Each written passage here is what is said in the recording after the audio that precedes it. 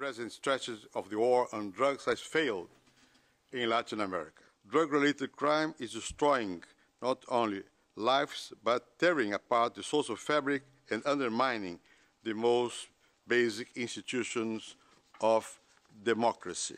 The prevailing taboos make it almost impossible for families, schools, church, health professionals, and law officers to talk to youngsters in a meaningful way. Far from weakening the drug traffickers, repression is producing an unexpected realignment and connections between criminal sectors. Hierarchical mafia-like structures are being replaced by loosely linked networks that are far more elusive and hard to dismantle. We may well be approaching a critical tipping point. The time to act is now. Drugs and drug-related crime are a global problem that cuts across frontiers and affects us all.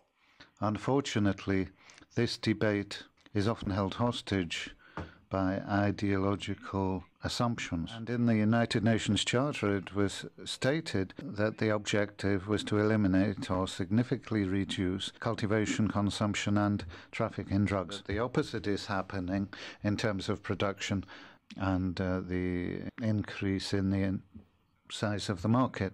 We in the Radical Party adopt a radical approach, you might say. I don't think it's an extremist approach to the problem.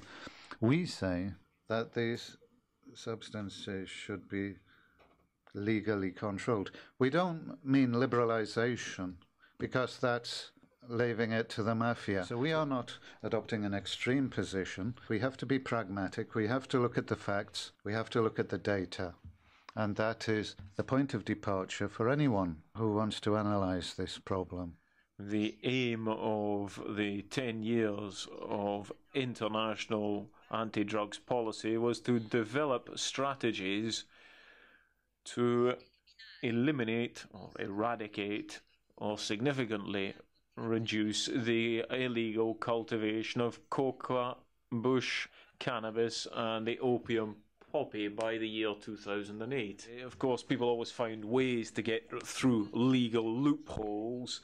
The strategy of eradication was adopted, and the market immediately comes back with a counter strategy. And it would be useful to measure the impact of the criminal market on the legal economy and the cost effectiveness of the policies which we apply at macro and micro level.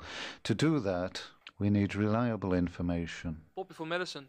It has been described by many as a radical, controversial, very welcome proposal. It's about the legal, or let's say the legal medicinal production of opium. In the context, in this case, the very specific context of Afghanistan. That it's not about legalization, it's also not about promoting opium production in Afghanistan. So we would really like to see, one way or another, that the European Union, being one of the stakeholders, because they're investing so much money in Afghanistan and also in counter-narcotics efforts. A new cannabis policy and its recommendations had been accepted and published by the federal authorities. And based on this report, the federal government made a proposal for a revision of our narcotic law in 2001. But this proposal by government was rejected by the House of Representatives in 2004. Next step, the federal proposal was taken up by an ad hoc committee in a simplified version under the title "For a Reasonable Cannabis Policy with Effective Youth Protection." And we will have to formulate a practical law based on an eventual positive outcome. And this legislation could become a model for other countries. Somehow the drug control model, as it has been introduced through the three drug conventions, has created a distortion in the way we look at drug markets that has to be corrected. Why are people really taking drugs? So, and it's always been a mixture of medicinal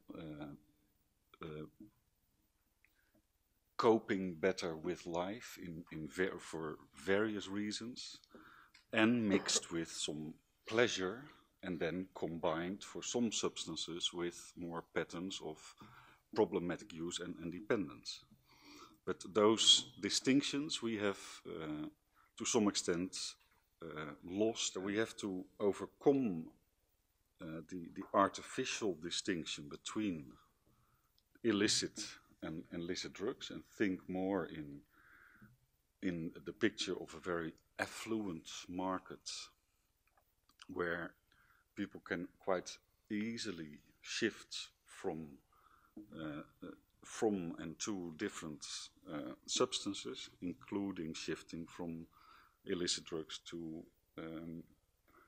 licit drugs. The drugs issue have to do with the outdated nature of various of the articles in the treaties, and so far no one really dares to put that on the table in Vienna, and we can only hope that at the end there will at least be a new initiative. The main burden, as far as the European society is concerned, is coming from what we call illicit drugs.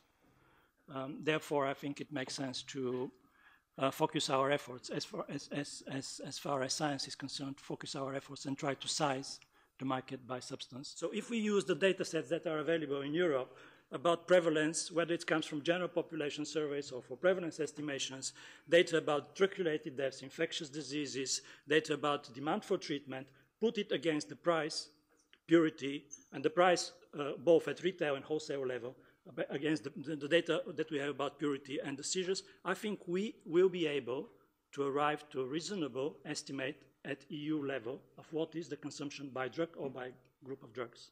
And this is something that can influence the decision-making both at practical level and at the level of policies.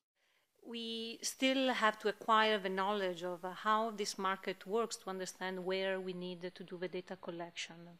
And there are some data that some countries are already collecting where we can see, at least to understand the magnitude of the problem. We haven't understood yet well the market of illicit drugs. So don't forget that now we want to move to something else and then to say, okay, this is business over. That business is not over at all.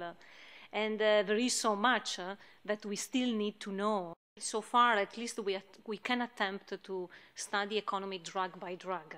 It's hard now to think about an overall market for all drugs. And but again, for this we are also struggling. The Vienna Declaration might not be the new, major like wish list of everyone in this room and in Europe. It will still not prevent events from happening. Usually, policy follows the practice in many cases, and I think this is one of the areas where this is actually the case. Differences between illicit and illicit drug markets is blurred, and it probably has been blurred from the beginning already. But we didn't take that into account when we created the drug conventions. Well, we have been pursuing for many years, mostly the illicit side of the market, trying to focus on crime, and we have ignored a little bit the health perspective. So I hope that in the next 10 years we can make at least some progress in that field, that we understand better the markets, that we balance better the public health interest versus the crime control interests. But in the end, it's always the national government who has to structurally invest in setting up treatment, setting up harm reduction, setting up prevention programs, and continuing that. And I think this is the key problem. If there is no willingness from governments to do so, then even the best practices will not help the people on the ground.